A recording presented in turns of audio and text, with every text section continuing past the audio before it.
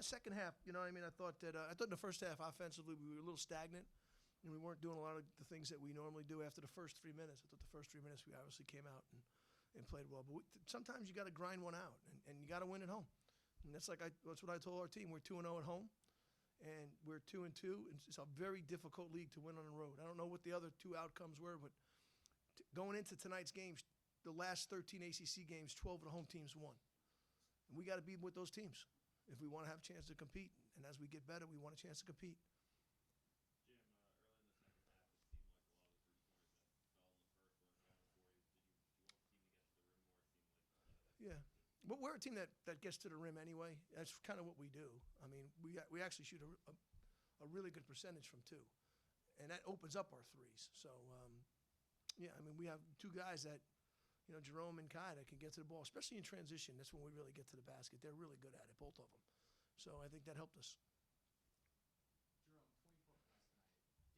Ainge's in the house. A lot of NBA scouts. You're playing against a lot of guys who you might have grown up with in North Carolina. Can you talk about what it means to play so well for you?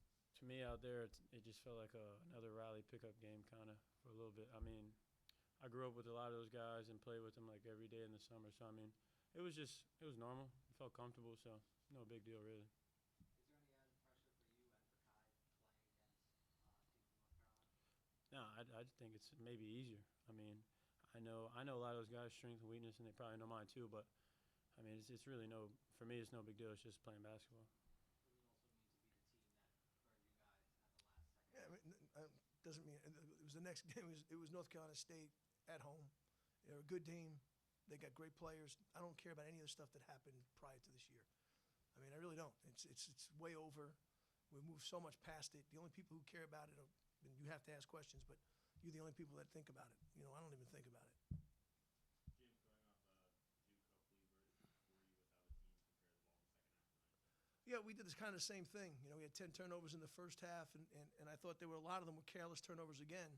And in the second half, only 4. I mean, you have to try to play as best you can with 12 or under. So, you know, we've done that now twice in the second half of games, which, you know, you don't want to have high turnover numbers in the first half, but the second half in a close game, I thought that was a huge thing.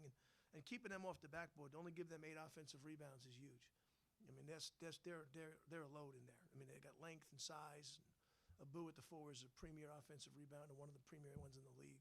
So I thought we did a great job. Our guards got in and got some rebounds, and we made free throws. I mean, we did the things that you have to do to win. We went 18 for 19 from the line, only 4 turnovers in the second half, and took care of the ball. If you do that and guard, you know, I think you're going to have a chance. What about the play of Connor Tavey tonight? Seems to be looking Yeah. more at the basket. Yeah, I want him to look at the basket more. I think he's a guy that you know, he's such a good facilitator of offense, but he has to look for it, especially when teams sag off him, you know, the way they did tonight. And he's got to shoot the ball. He made a huge one in the first half, and I want him to shoot more. Playing Roger tonight, seems like you get the 1-2 punch from Kai, but you need someone to step up. Yeah. AJ also did some Late second half. I was proud of AJ because he didn't have a good first half, and that's what we talked about at halftime, is that we're going to need some people who didn't play well in half one to step up and play well. And I think that's the maturity of our team. That's where we've grown. We've become more mature because guys respond to that now. So AJ goes out in the second half and he plays better. Nico goes out in the second half, he plays better. Mo rebounds the ball better in the second half. And that's what good teams do. That's why there's a halftime. You know, you get a chance to kind of regroup. Okay, we're up by 2 and we're still not playing.